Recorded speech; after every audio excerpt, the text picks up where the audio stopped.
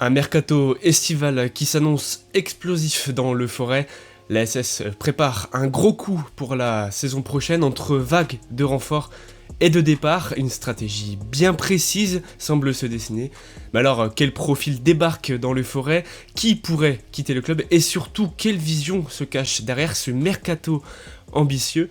On fait le point maintenant avec Romain et Sylvain. Messieurs, comment allez-vous aujourd'hui? Vous êtes chaud pour parler mercato? Oui, tout va bien.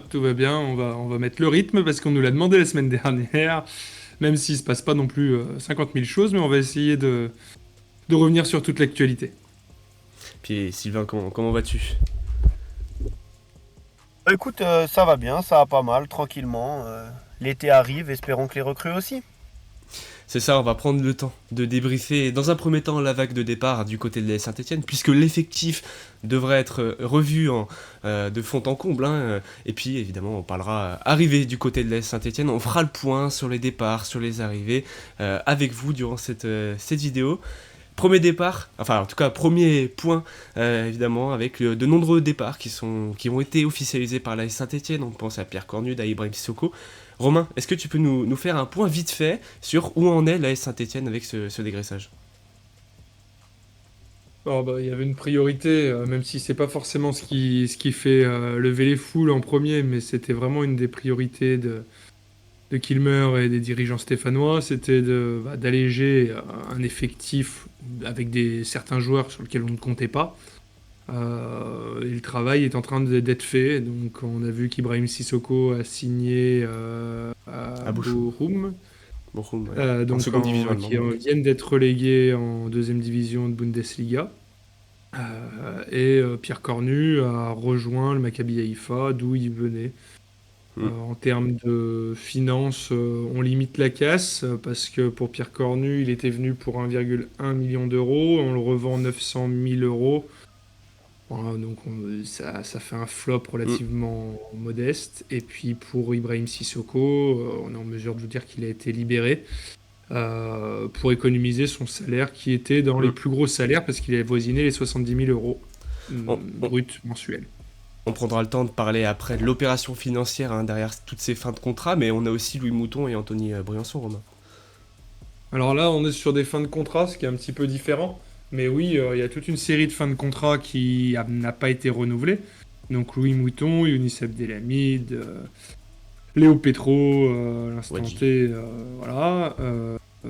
Puis j'en oublie, hein, Louis Mouton. En fait, tout et personne n'a été renouvelé sur Hmm. les fins de contrat, dont Andy Briançon. On vous a sorti l'info en exclusivité, comme quoi il a rejoint Pau et on lui souhaite un bon retour en Ligue 2. C'est ça, et puis Sylvain, on a le cas Léo Petro qui serait proche d'un club turc. Tout à fait, c'est en tout cas les rumeurs du côté de la Turquie. On n'a pas pu vérifier, nous, de notre côté, de la véracité de ces informations. C'est en tout cas ce qui se dit dans la presse turque. Un club du nom de Eyüpspor, je dis pas de bêtises. C'est Voilà, ça. apparemment, le deal est même très très chaud et proche de se finaliser. Donc voilà, c'est assez étonnant parce qu'on sait que Eric Horneland voulait garder Léo Petro. Alors est-ce qu'il y a des accords entre la direction et l'entraîneur? C'est une question qu'on peut se poser, mais en tout cas, a priori, on se dessine vers la fin de l'aventure stéphanoise pour Léo Petro. Hmm. Pareil pour potentiellement avec des départs qui sont peut-être à prévoir avec Ivan Masson qui pourrait ne pas être dans les plans d'Eric Horneland. Lamine Fomba également avec 200 matchs joués cette saison. Et puis Dylan Batubinsika qui a vécu une période difficile. Est-ce qu'on peut s'attendre à un départ cet été, Romain, de Dylan Batubinsika? Oui, sans trahir de secret, il souhaite partir, le club souhaite le libérer, il souhaite récupérer une petite somme au passage. Alors, faut attendre que ça se déverrouille. Ça bougeait un petit peu en Grèce, ça bougeait en Turquie, ça bougeait dans les pays du Golfe. Voilà. Aujourd'hui, il n'y avait rien de concret sur la table, mais il est très peu probable de voir Dylan Batubinsika rejouer à l'AS Saint-Etienne dans les mois à venir. Et Hmm. puis, Je... Vas-y. vas-y. Non, je te laisse finir, vas-y. Non, Dylan Batubinsika, je crois qu'on a fait le point. Et puis après, il y a le reste, il y a d'autres joueurs qui sont sur le départ Hmm. aussi. Mais bon, ça, on peut y revenir. Hmm. C'est ça, et puis joueur qui vaut donc, qui est estimé à 1,2 million sur Transfermarkt. Quand tu me parles d'autres joueurs sur le départ, tu penses à qui exactement, Romain? Bah, il y a d'autres joueurs que tu as évoqué, Lamine Fomba. Lamine Fomba, il arrive dans sa dernière année de contrat, il a 27 ans si je dis pas de bêtises. Aujourd'hui, il ne fait pas partie des plans, donc si on peut il a été demandé de trouver une porte de sortie, mais c'est déjà le cas depuis l'été dernier et l'hiver dernier. Mhm. Donc voilà, ça fait partie des joueurs qu'on pousse vers la sortie. Tu as parlé d'Ivan Masson, on va pas parler au conditionnel, il n'entre pas dans les plans d'Eric Orneland. Il composera avec si on ne trouve pas preneur, mais il est sur le départ également. Et puis après, il y a toute une série de joueurs qui ne seraient pas contre un départ, dont Stassin, Davitashvili, Mm. Michael Nadé, etc. Sylvain, alors on parlera du cas Nadé, Stassin, Davitashvili juste après, mais Sylvain, on voit quand même des dirigeants stéphanois qui n'hésitent pas à se séparer de joueurs cadres en Ligue 2 pour la montée de la Saint-Etienne. Est-ce que c'est rassurant? Est-ce que ça donne l'impression qu'on engage un nouveau cycle? Totalement, totalement. Moi, j'ai vraiment l'impression qu'on veut couper avec le cycle qui a été créé sous Batles par le Triumvirat. Toubin Sika, Petro, Briançon, voilà, tous ces joueurs-là qui étaient vraiment des cadres de cet effectif et qui voulaient emmener cet effectif en Ligue 1. Il semblerait qu'on veut changer les visages. Alors, est-ce que c'est simplement sportif? Moi, je pense qu'il y a aussi un aspect financier derrière tout ça. J'entends par là qu'aujourd'hui les cadres, ça va être peut-être Bernauer, ça va être Cardona, ça va être Jaber, ça va être Larceau, ça va être voilà, ces joueurs d'expérience là qui sont peut-être sous contrat Kilmer. Quand je dis sous contrat Kilmer, ça veut dire avec Mm. les Les variables. spécificités dont Kilmer fait preuve sur les contrats. C'est un secret de polichinelle maintenant, mais c'est beaucoup lié à la performance. Il y a énormément de clauses qui justifient les salaires et qui permettent d'instaurer une part de variable assez importante. Donc voilà, en fait, cette idée-là, je pense que c'est aussi un moyen d'être plus serein financièrement et d'être peut-être Mm. plus viable à moyen terme. Et les anciens contrats négociés sous l'ancienne direction étaient peut-être un petit peu trop lucratifs. C'est en tout cas les bruits qu'on avait entendus, nous, de notre côté sur Peuple Vert. Hmm, c'est ça, hein, on vous remet la vidéo quand vous avez fait, hein, sur le système financier, en quelque sorte, la gestion de Kimmer Sport Ventures, ce qu'on vous a fait le mois dernier. Et oui, puisque, parfaite transition, je te remercie Sylvain, puisqu'il semblerait que Kimmer Sport Ventures pourrait vouloir en tout cas profiter de ce départ pour rationaliser un petit peu la masse salariale, c'est ça?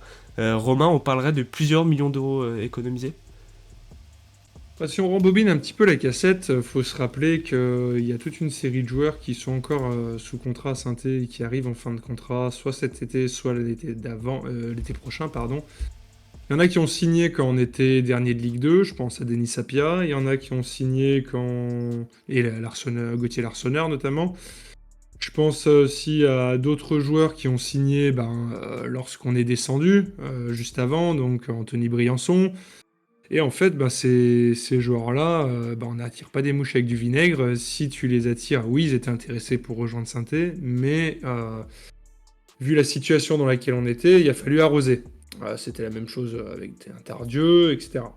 Donc oui, ils sont venus à Saint-Étienne parce que c'est une expérience à vivre, mais aussi parce qu'on propose des salaires largement au-dessus de la moyenne médiane de la Ligue 2. Hmm. Et aujourd'hui, tu te les traînes un petit peu, alors c'est pas péjoratif de le dire, mais pour qu'ils meurent, qui ont une vision un peu plus internationale. Si tu vas au Portugal, en Hollande, etc., des gars qui touchent 50, 60 briques par mois, on est sur des bons joueurs de première division. Et c'est ce que va connaître le football français avec la rationalisation engendrée par la baisse des droits télé, avec une baisse des salaires. Là, j'ai lu ce matin que par exemple à Amiens, il y a un salary cap à 8 000 euros. Et donc sans tomber là-dedans, Kilmer avait déjà enclenché l'année dernière et va continuer dans cette optique de baisser ces salaires-là, donc et passer sur un système de primes. C'est ça, donc avec par exemple des bonus, là où des contrats comme le joueur le mieux payé à Younes Abdelhamid, qui était payé par 80 000 euros par mois, si je me trompe pas, il va y avoir des joueurs qui vont toucher des salaires en fonction des performances, par exemple, durant la saison, c'est ça. Tous les joueurs qui signent avec Us Family sont construits comme ça. C'était déjà le cas quand ils ont fait signer Saliba, qu'on l'a vendu à Arsenal. Et c'est le cas l'été dernier et cet hiver, où tu avais intégralement prends le cas d'Aymen Mouefek ou de Michael Nadé, ils ont des contrats avec toute une série de clauses, une vingtaine, une trentaine de clauses, et qui viennent compléter un fixe relativement restreint. Ce qui fait que si un joueur ne joue pas pendant un an, et son salaire, tu le payes Mm. largement moins. Voilà. Ça a Sylvain, aussi d'autres mauvais côtés. ouais, voilà, c'est ça. Sylvain, si tu fais un petit retour en arrière pour observer un peu le contexte du football français, est-ce que, alors très rapidement hein, pour clôturer ce sujet économique, mais est-ce qu'il n'y aura pas un peu des difficultés du coup pour attirer des joueurs si, est-ce qu'ils sont pas peut-être un peu trop en avance, les dirigeants stéphanois, avec cette idée-là de vouloir mettre des variables dans les contrats? Bah, c'est certain qu'il y a une question qui va se poser par rapport à la norme. Qu'est-ce qui est la norme? Aujourd'hui, on a mis une norme qui était très haute dans le football français avec des contrats ultra lucratifs pour les joueurs. La Première Ligue vient totalement dérégler tout ça, encore plus. Donc en fait, que ce soit les clubs les clubs français, les clubs italiens, les clubs allemands, ils sont obligés aussi de proposer des salaires qui sont en adéquation avec ce qui peut se faire par exemple en Première Ligue. Mais c'est impossible de s'aligner à ces standards-là. Au vu de la conjoncture actuelle, tout va baisser. En tout cas en France, tout va baisser. C'est obligatoire, c'est nécessaire même, je dirais. Ça va induire forcément un salaire médian qui est bien moins important qu'il pouvait l'être pendant ces 5-10 dernières années. Ça va rationaliser les choses. Maintenant, est-ce que nous, aujourd'hui, c'est un frein au recrutement? Je pense que le plus gros frein au recrutement pour nous, c'est véritablement la descente en Ligue 2. Et pas simplement les salaires qui seront proposés. Parce qu'aujourd'hui, Kilmer, il est capable de proposer un salaire à un top joueur s'il le veut et de l'assumer. À titre d'information, Lorenzo Insigne qui a signé à Toronto, donc un club de Larry Tannenbaum aussi, je crois qu'il prenait entre 11 et 12 millions par an. Donc la nécessité de mettre un salaire qui est colossal, financièrement, Kilmer est capable de le faire. Maintenant, est-ce qu'il veut le faire? Je ne pense pas. Et l'idée, c'est de construire un effectif qui est davantage axé sur une performance et sur une part variable. Et en fait, cette part variable, c'est aussi un moyen comment dire, de rendre les choses plus viables à moyen terme. Donc pour Mm. répondre plus globalement à ta question sur le football français, oui, on est peut-être trop en avance par rapport à ça, mais je ne suis pas sûr qu'aujourd'hui le football français puisse agir différemment. Mm. Merci Sylvain, et puis autre dossier chaud, évidemment on y passe, hein, le cas Lucas Tassin et Zurico Davitashvili, aux dernières nouvelles. Donc Lucas Tassin qu'on a pu voir à la préparation Chambon-sur-Lignon, qui était annoncé sur le départ, pareil pour Zurico Davitashvili, hein, le dirigeant stéphanois qui ne souhaiterait pas s'en séparer.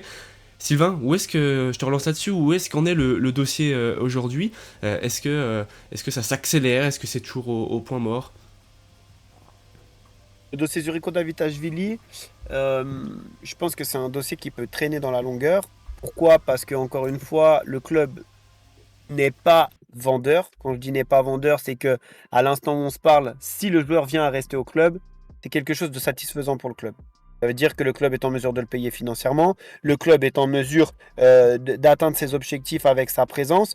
Donc, une fois qu'on s'est dit ça, vraiment, le club n'a se presser à le vendre à la première offre venue, contrairement à ce qu'on pouvait faire dans les années précédentes sous l'ancienne direction. Maintenant, aujourd'hui, le club en veut en minimum 15 millions. Ça veut donc dire qu'il y a déjà beaucoup de clubs, notamment français, qui sont hors course pour l'accueillir, puisque débourser 15 millions, c'est pas donné à tout le monde. Donc ça va ouvrir un marché différent. Ça peut être le marché turc, notamment sur les top clubs, Galatasaray, Beşiktaş, tout ça. Ça peut être de la Championship.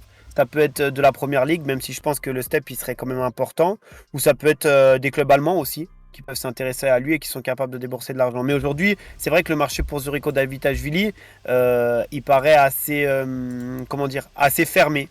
Maintenant, il suffit d'un club qui veut vraiment l'avoir pour que les choses se fassent, tout simplement. Situation un peu similaire pour Lucas Tassin, Romain? Oui, c'est la même chose. C'est la même chose. Je vais pas rajouter grand-chose à ce qu'a dit Sylvain, hein, c'est qu'aujourd'hui, ils ont signé des contrats longs.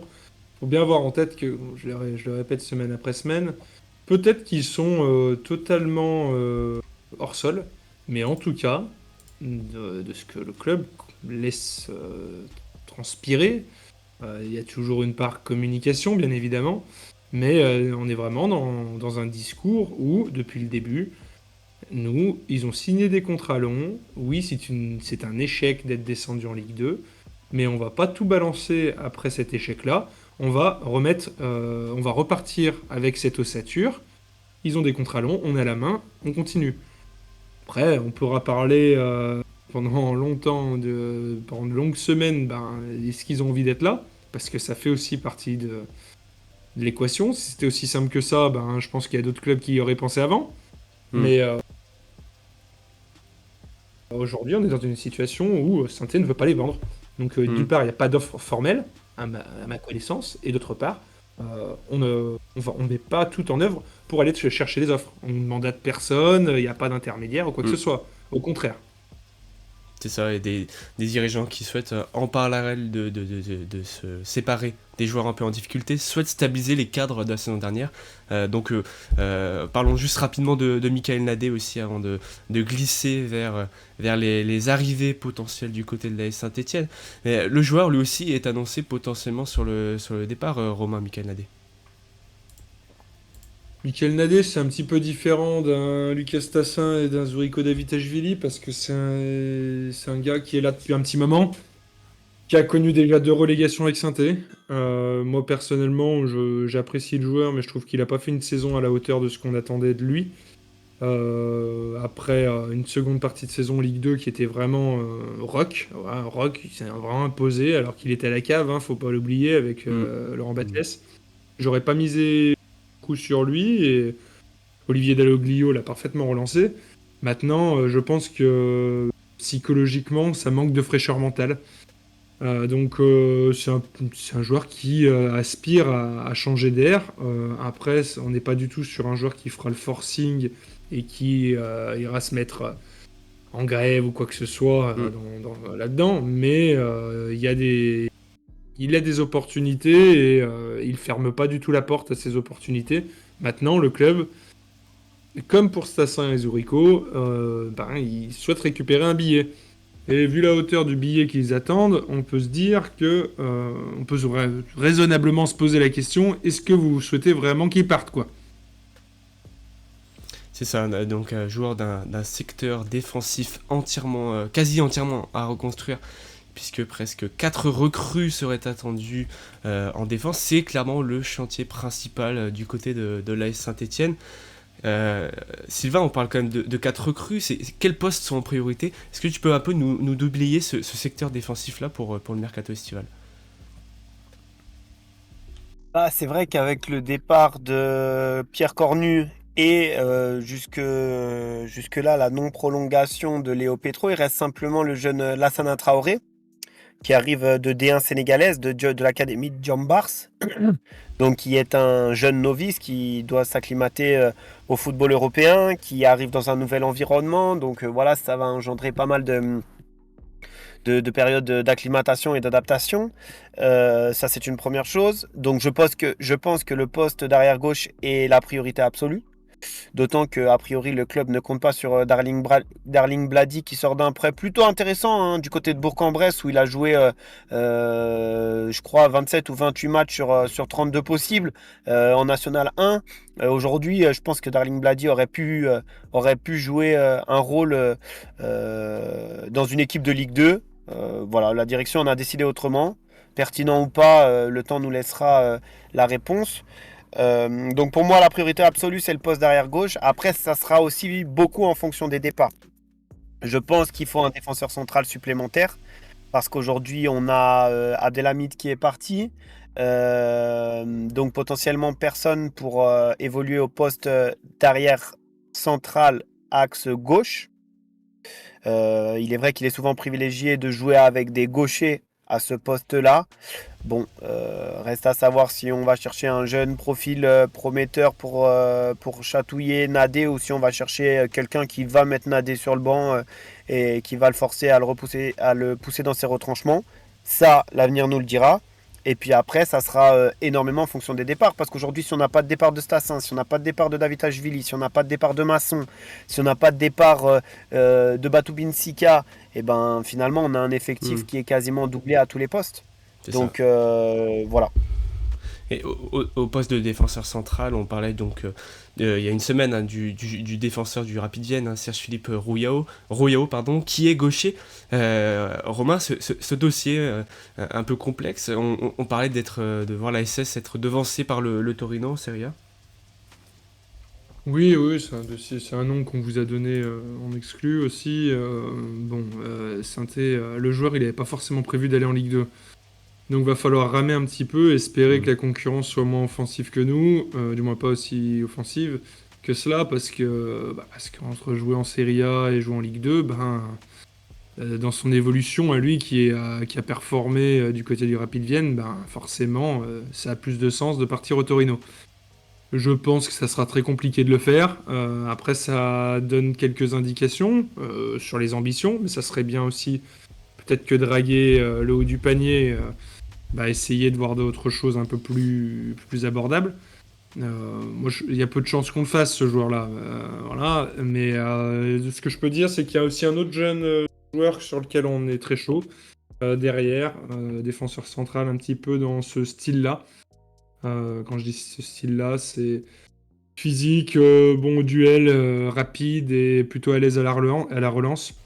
Donc ça avance, mais on se heurte toujours au même sujet. C'est concurrent, c'est surtout le fait qu'on soit en Ligue 2. Voilà. Mm. Donc ça n'aide vraiment pas.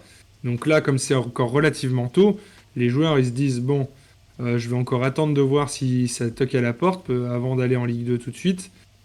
Je pense qu'on va avoir quelques semaines un petit peu d'attente avant d'avoir cela, avant que ça Mm. bouge à ce poste-là qui est prioritaire. Des infos hein, qui restent à suivre sur peuplevert.fr, puisque après, donc les trois renforts, à savoir Irving Cardona, Maxime Berner et Jabert. On parle également d'un jeune milieu de terrain de Wolfsberg AC, donc Emmanuel Aguemeyang, qui a joué 28 matchs. Donc c'est en Autriche, hein, si je ne me trompe pas, en première division. Sylvain, est-ce que tu peux nous parler un petit peu du joueur? En tout cas, où est-ce qu'en est le dossier? Le nom était sorti il y a quelques jours du côté de l'AS Saint-Etienne. Oui, c'est un nom qui est sorti. Bon, c'est dans une source peut-être un peu voilà, discutable. Personnellement, je ne suis pas certain de la véracité de cette information. D'autant qu'aujourd'hui, au milieu de terrain, on semble plutôt armé.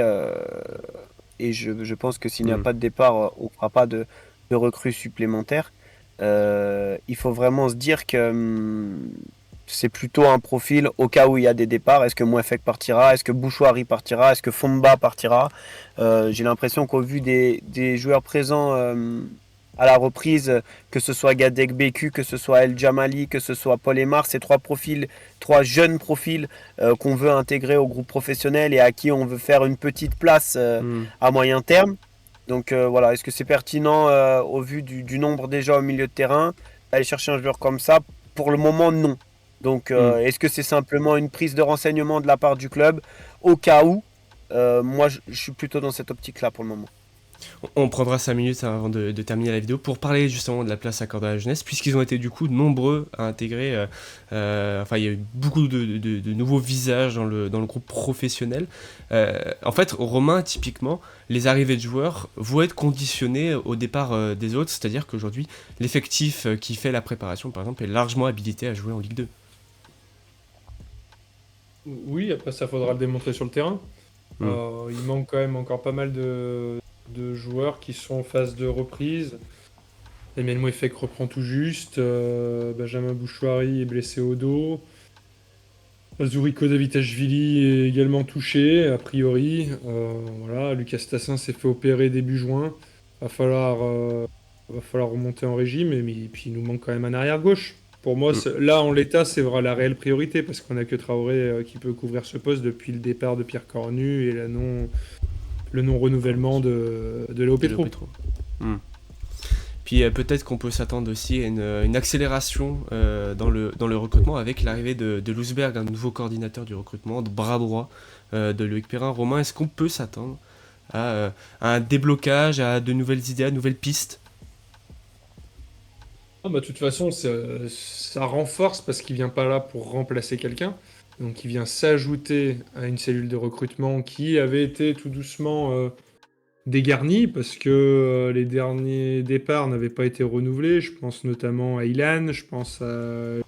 comment ça s'appelait déjà? Celui qui a à Pau, là, de Souza. Oui, Euh, Souza. Ouais. Et du coup, ça vient compléter une cellule de recrutement avec un Loïc Perrin qui est des fois un petit peu seul, entre guillemets, sur ces pistes-là. Donc aujourd'hui, on a Sfami, on a Loïc Perrin, on a... j'ai mangé les noms, excusez-moi, mais... Gilo. ouais, Griot aussi. Gilo. Donc il y a différents profils. Ce qui est intéressant, c'est que c'est un jeune qui a faim, qui veut faire ses preuves et qui parle 3-4 langues. Et ça, dans le football d'aujourd'hui, avec le projet Kilmer, là on le voit encore avec les arrivées au sein de la cellule de performance et du côté physique, et on est sur quelque chose qui va être de plus en plus international. Aujourd'hui, demain, à l'Etra, ça parlera anglais, qui n'était pas le cas avant-hier. C'est ça, un staff qui est en partie remanié. On en parlait aussi dans la dernière vidéo que je vous affiche juste au-dessus. Puis pour terminer cette vidéo Mercato, Sylvain t'en as parlé 5 minutes. On a des nouveaux visages dans le groupe professionnel. Plusieurs jeunes ont intégré la prépa. Et on peut s'attendre, après des prêts intéressants, à en voir plusieurs être testés par Eric Corneland. Oui, je pense qu'ils vont même tous être testés par Eric Corneland. Reste à savoir combien de temps ils vont être testés. Je crois que aujourd'hui, la nouvelle vague de signature de contrats professionnels est quasiment toute présente. Louane Gadek-Beku, international U18 français milieu de terrain.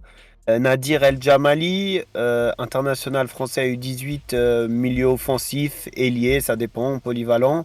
Paul Aymar, qui n'a pas encore officialisé son contrat, mais pour qui les négociations sont en bonne voie, international français U17, coéquipier de Gillian Nguessan en équipe de France. Voilà ces 3 profils sur les nouvelles signatures. Après, on a la signature de Kevin Pedro. Kevin Pedro, aujourd'hui, il est aux soins.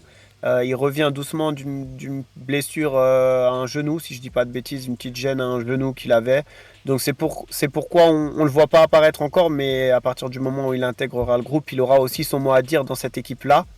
Donc c'est intéressant. Après, Nguessan, je l'évoque plus comme un jeune, puisqu'il a quand même déjà connu le groupe professionnel la saison dernière. Il évolue avec le groupe professionnel, donc voilà. Et après, concernant Lassana Traoré, c'est un joueur que je ne connais pas puisqu'il est arrivé dernièrement et n'évoluait pas au centre de formation de la SSE. Donc je vais le découvrir comme vous. Jules Mouton également dans l'entrejeu, et puis il y a Beris Owusu qui pourrait avoir sa place en défense, en tout cas qui postule à la rotation, Sylvain, avec un prêt réussi à QRM. S'il fallait faire un pari sur un joueur qui jouera, moi je pense que je ferais celui de Beris Owusu. Voilà, c'est un joueur fiable, c'est un joueur polyvalent, c'est un joueur qui vient dans un secteur où il y a pas mal de choses à refaire, le secteur défensif. Il peut à la fois évoluer comme défenseur central ou comme latéral. C'est un joueur qui sort d'un prêt très intéressant à QRM où il a été un titulaire indiscutable. Je crois que c'est le 3e joueur qui a disputé le plus de minutes dans son effectif de QRM, si je dis pas de bêtises. J'avais lu une stat comme ça, donc ça place le curseur des bénéfices de son prêt. Voilà. Après, concernant Jules Mouton, c'est une signature d'1 an de la part du club. Ça va être un élément très important de l'équipe réserve à coup sûr. Est-ce qu'il va créer la surprise en intégrant le groupe première dès cette année? C'est tout ce qu'on lui souhaite. C'est tout ce qu'on lui souhaite. Moi, il y a un mec sur lequel je parierais. J'ai envie de parier sur un El Djamali, moi. El Djamali, c'est un joueur qui a fait une saison vraiment intéressante la saison dernière, hein, ça c'est sûr. C'est un joueur qui est pétri de talent. Après, voilà, il faudra voir comment il gère la préparation, il faudra voir la confiance qui lui est accordée. Et encore une fois, il faut voir le rôle qui lui est accordé. El Djamali, pour être vulgaire, c'est un 10 à l'ancienne. Quand je dis 10 à l'ancienne, ça ne veut pas dire que c'est celui qui distribue seulement et qui est très lent, mais c'est surtout un joueur qui, son poste de prédilection, c'est 10 pour moi. C'est pas un ailier, il est souvent utilisé comme ailier avec son pied gauche pour rentrer à l'intérieur. Voilà, c'est pas un joueur de vitesse, c'est pas un joueur de profondeur. Donc Ouais. je suis sceptique sur comment il va être utilisé en fait. C'est surtout ça. Dans le 4-3-3 d'Orneland, je me demande où est-ce qu'il sera utilisé. Est-ce que dans le cœur du jeu, il a déjà l'étoffe pour évoluer à ce niveau-là? Bonne question. Non, je pense pas. Mais Oh, par bah, contre, si tu veux, moi je te parlais de lui parce que c'est vrai que c'est des postes où je trouve que c'est le plus simple de faire gratter 10-15 minutes un joueur, surtout depuis la règle des 5 changements. Tu dois déverrouiller ou tu en as un qui est un peu cramé. Tu le fais rentrer sur l'aile droite à la place de Cardona ou d'un Benold. Je pense que tu prends pas trop de risques si tu veux déséquilibre, etc. Et tu peux grandir doucement, quoi. Hmm. C'est- sûr, mais Romain, vas-y Sylvain, je te laisse finir, puis après je poserai ma question. après c'est des joueurs qui doivent gratter des minutes. Aujourd'hui, au lieu de donner du temps de jeu à certains joueurs dont on sait qu'ils ne feront plus partie de l'effectif l'année d'après, est-ce que c'est vraiment pertinent? Hmm. Aujourd'hui, sans lui manquer de respect, hein, est-ce que donner du temps de jeu à Fomba, est-ce qu'on n'a pas meilleur temps de donner du temps de jeu à un jeune, même si c'est un temps de jeu limité, mais au moins il se fait au haut niveau, il gratte quelques minutes, il va dans certains stades qui sont plus grands que ce qu'il joue en N3 et il avance dans son processus d'apprentissage en fait. Hmm. Mhm. Romain, pour terminer cette vidéo et clôturer ce sujet, Kilmer doit s'appuyer sur ces jeunes-là sur du court terme. Est-ce qu'ils doivent faire de la rotation? Est-ce que c'est plutôt rassurant parce qu'on va pérenniser un petit peu le centre de formation sur le long terme? Ça faisait partie du projet. Comment est-ce que tu interprètes ça, toi, de ton côté? Pour l'instant, il n'y a aucune révolution dans ce qu'on voit. Il faut aussi rester relativement mesuré. Il y avait un outil qui fonctionnait bien au niveau du centre de formation de Sainté. Et c'était d'ailleurs cet outil qui a permis à la présidence précédente de vivoter et de survivre suffisamment de temps, moi aussi longtemps. Hmm. Je reviendrai pas sur tous les joueurs qui sont sortis du centre qu'on a vendu. Après, moi, avant de parler de ça, ce que Kilmer doit faire, c'est monter une équipe solide avec une colonne vertébrale solide, avec des cadres qui tiennent la baraque et qui soient en mesure de performer. Derrière, ça suivra. Derrière, ça suivra parce que au niveau recrutement, au niveau du centre de formation, j'ai l'impression que ça tourne quand même pas mal. Au niveau de l'évolution des jeunes, je pense qu'il y a quand même un travail à faire au niveau de l'aspect plutôt physique, parce qu'on voit qu'il y a quand même souvent des blessures, et c'est dommage parce que c'est à des moments d'une carrière où bah, pour progresser, il faut pouvoir enchaîner. J'ai l'impression qu'on fait un peu plus de prêts de jeunes, et ça c'est bien parce qu'une fois que tu as fait une saison de N3, bah, il faut jouer un échelon plus haut. Donc s'il n'y a pas la place en Ligue 1 ou en Ligue 2, et ben va le faire en N1, et c'est ce qu'on a fait avec Bladi ou Oussou, et c'est ce qu'on devrait faire avec Maïa. Voilà, mais la priorité c'est d'avoir ce temps de sature, parce que c'est pas les jeunes qui vont te tirer vers le haut, faut leur laisser le temps. C'est ça, n'hésitez pas à nous dire de votre côté en commentaire la place que doivent accorder les dirigeants stéphanois ou en tout cas Eric Orneland aux jeunes dans son système de jeu l'année prochaine en Ligue 2. N'hésitez pas non plus à nous donner votre avis sur les profils que vous attendez à la S Saint-Etienne, les renforts, les priorités. Un mercato qui reste évidemment à suivre sur peuplevert.fr et puis sur les réseaux sociaux, Instagram, Twitter, on est globalement partout. Romain et Sylvain, merci pour ce point mercato très enrichissant. Et puis moi je vous souhaite une bonne journée et puis allez les Verts évidemment.